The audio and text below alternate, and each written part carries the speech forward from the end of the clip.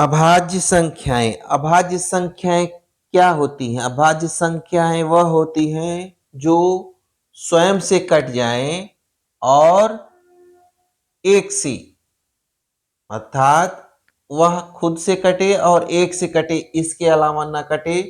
तो आपके कोर्स में ज्यादातर 1 से 100 तक के बीच की अभाज्य संख्याएं पूछा जाता है, तो इसको हम लोग याद रखेंगे, इस पर हम ध्यान से काम करेंगे।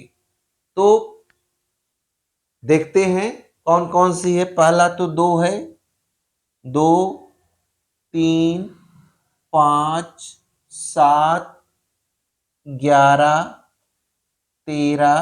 ठीक, फिर देखिए यहां तक तो आसान है, 2, 3, 5, 7, 11, 13, फिर 17, हाँ ठीक, फिर 19, ठीक, 23,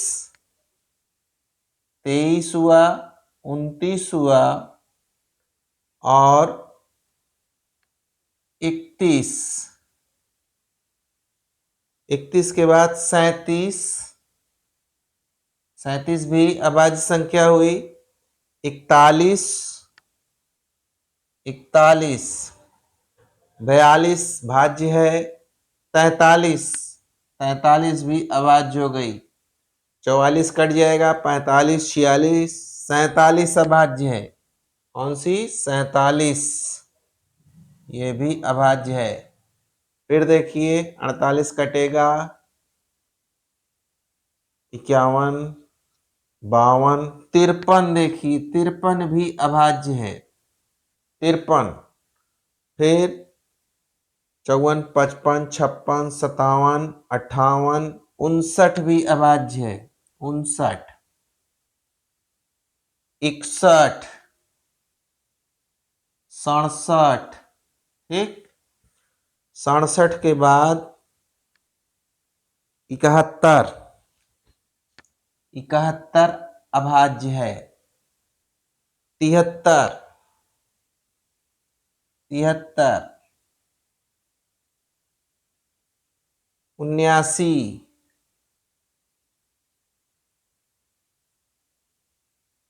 83, 83 अभाज्य हुई। फिर 89, फिर 97। कुल 25 होती हैं ये। कितनी? 25 अभाज्य संख्याएं होती हैं। फिर से देखिए 2, 3, 5, 7, ये 10 तक, 1 से 10 तक हुई 4। फिर देखिए 11, 13, 17, 19, ये भी जो है 4 हुई 20 तक।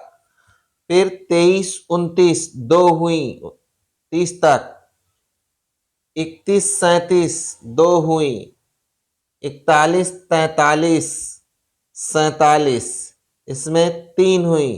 फिर 53, 59, 2, 61, 67, 2, फिर 71, 73 और 79, 3, फिर 83, 89, फिर 97।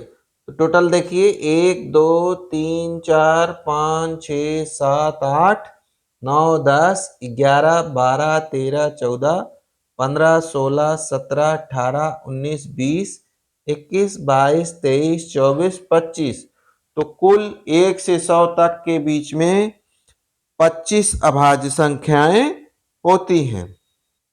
अब जैसे एक बार प्रश्न आया था 50 से 100 तक के बीच में, 50 से 100 तक के बीच में कितनी अभाज्य संख्याएं होती हैं? अभाज्य संख्याएं कितनी हैं? तो ये हमको लिखना पड़ेगा और फिर गिनना पड़ेगा।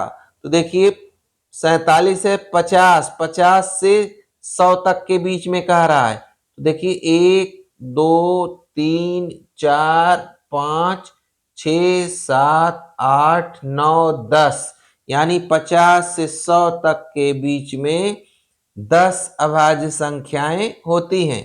ये प्रश्न में आ चुका है पिछले वर्षों के। अगला एक प्रश्न और आया था, वह था 60 से 80 के बीच में कितनी अभाज्य संख्याएं होती हैं। तो देखिए 60 के बाद क्या हो गया, 61, 1 2 3 4 5, तो यानी 60 से 80 के बीच में 5 अभाज्य संख्याएं होती हैं। इस तरह इसमें प्रश्न पूछे जाते हैं। ये हमको एग्जाम में इतना समय नहीं रहता कि हम एक एक चेक करें, इसलिए इसका हम बारंबार अभ्यास करते हैं। बार बार इसको आप ध्यान दे दीजिए। देखिए अभ्यास में 2 3 5 7 11 13 17 19 इतना तो याद रहता है। फिर देखिए 20 में 23 और 29 है। इसमें देखिए 31 और 37 है, 41 43 47 है। ये विशेष ध्यान दीजिए, 41 43 और 47, इसमें 3 हुआ। फिर 53 59 61 67 71 73 और 79, इसमें भी देखिए 3 है 70 में।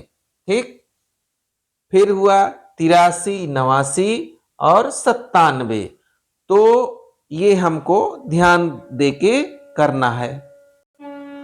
अब देखिए 19 है, 19 है 29 है, 19 29, फिर देखिए 29 के बाद 59 है, 59 के बाद 79, फिर 89।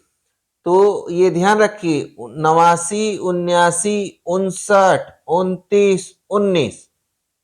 फिर देखिए 23 है, 23 है, 43 है, 53 है ना, 53 है, 73 है, 83 है। फिर यहां देखिए 17 यहां हुआ, 17 के बाद 37 हुआ, 37 के बाद 47 हुआ, 47 के बाद 67 हुआ, 67 के बाद 97 हुआ।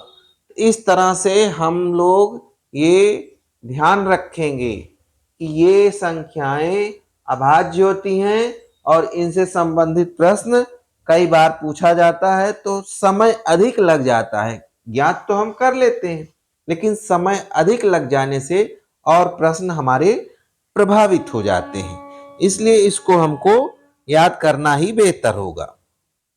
एक प्रश्न था 40 और 50 के बीच, 40 और 50 के बीच अभाज्य संख्याओं का गुणनफल ज्ञात कीजिए।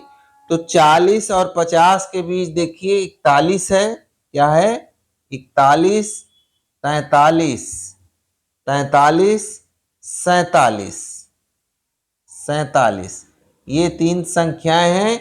इनका हम जब गुणन ज्ञात करेंगे तो अभीष्ट उत्तर प्राप्त हो जाएगा, लेकिन यह तभी संभव है जब हमको तत्काल में हम इसको लिख देंगे। तो हमको याद है, तो 41 43 47 इसका हम गुणन किए और उत्तर प्राप्त हो जाएगा। एक प्रश्न आया था 2 अंकों की बड़ी से बड़ी अभाज्य संख्या क्या होगी। तो इसमें ऑप्शन दिया था 93 99 91 97।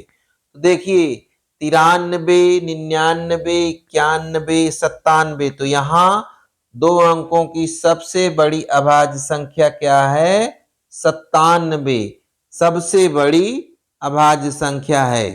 तो ये हम देखते ही इसको हल कर लेंगे।